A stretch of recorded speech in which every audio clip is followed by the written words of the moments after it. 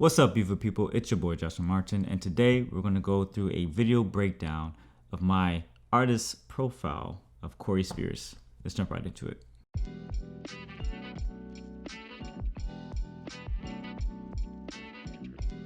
So my camera settings for this shoot was fairly simple. I shot everything at 1080p at 120 frames a second at 8-bit. So with that 8-bit, I kept my color profile with Cine D, and I knocked down my sharpness from -5, and then also my contrast, I think -3, just to give me a semi-flat profile, because it's actually really hard trying to grade with Cine D, any heavy grade without breaking it, especially with only 8-bit. So I was trying to keep it relatively simple and nail my exposures. Now I didn't nail all of my exposures because I didn't have my zebras on at the time. And basically, if you didn't know what zebras are, it's this tool where you can tell a certain percentage with your exposure where your highlights are going to clip out. So aside from the camera settings, I did have a slight of an exciting challenge, I can say, because I only had 2 lenses to film with. So it was up to me to creatively use these 2 lenses to my full advantage, because I didn't have like a wide scope of different focal lengths. I only had an 8mm and a 12mm.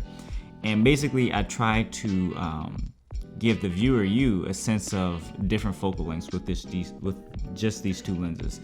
I don't know if I achieved it, but that was my personal goal. Let me know what you think if you watched the video. Do you feel like there's like multiple lenses used rather than just 2 wide-angle lenses? But basically, I used one of my favorite features on the camera, which is the X teleconvert. So, and as well as the 8mm here from SLR Magic.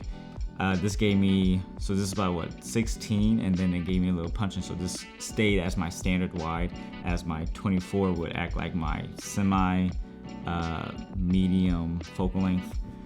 But actually, I don't have that lens anymore. I sold it recently because I'm moving more towards SLR Magic lenses. So I'm excited for that, but I digress. That's going to come on a later video. So that's out of the way, the technical things when shooting is out the way, but I really wanted to get into like the editing and the thought process I had. Mainly sound design. This is an area that I'm really trying to hone in and be better at in that skill. If you were to ask most filmmakers, documentary or feature length, anyone who's in those fields, they'll tell you that whenever you shoot a scene, record audio in that same direction. So wherever your camera is pointed at, make sure you capture some type of ambient noise in that same direction, good quality ambient noise. And today we can always find source files online, samples and things like that, but it's a good practice to record your own audio as well. The reason why I say that, our minds like to marry this visual and sound together, which in terms of it just basically enhances our experience when we look at visuals, when we can actually hear what we're seeing. And still around the subject of sound, there's a simple technique called L cuts and J cuts.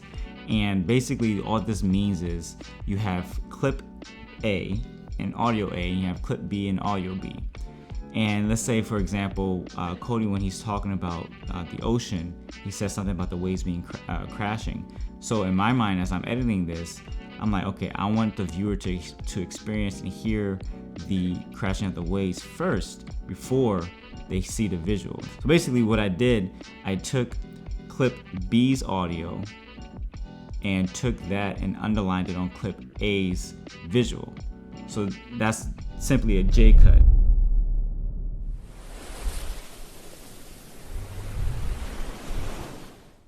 But you're taking the audio from B and moving it under to A, and vice versa with an L cut. You take the audio from clip A and you drag that under clip B. That's a very simple technique. You can do that with dialogue, you do that with sound design, ambient noise, all those things. And I did that a lot with this video, if you can see on my timeline, where you see different audio clips underlining on top of A clips and B clips and going back and forth. So just to feel like it's this full experience where you don't know what sound's gonna come next. You'll hear different clicks of a shutter. So I tried to implement all of that into this short 1 minute and a half, less than that, video. And the last thing I want to say, it's like a simple challenge. If you're ever working on the next project and you're working with audio, like from your talent, I challenge you to edit the audio of their voice first before you try to find music. The reason why I say this, I get caught up in this too. I try to find the perfect song, and then I try to merge the audio and the visuals with that song, but it sometimes doesn't work out.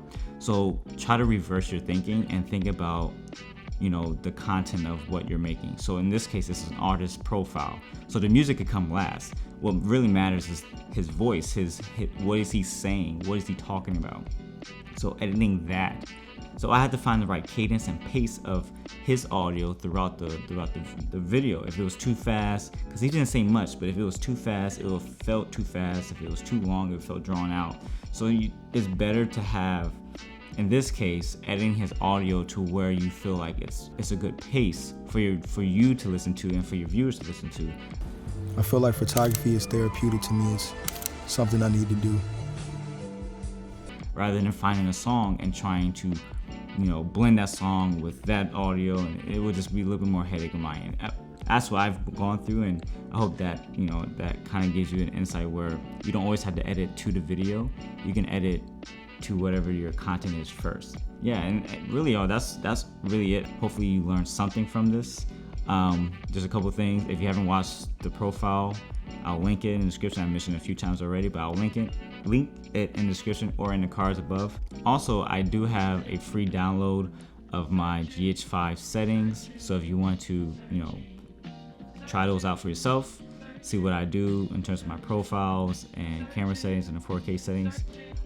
Very simple, you just click on it and it'll download, and you put that on an SD card and load it into your GH5.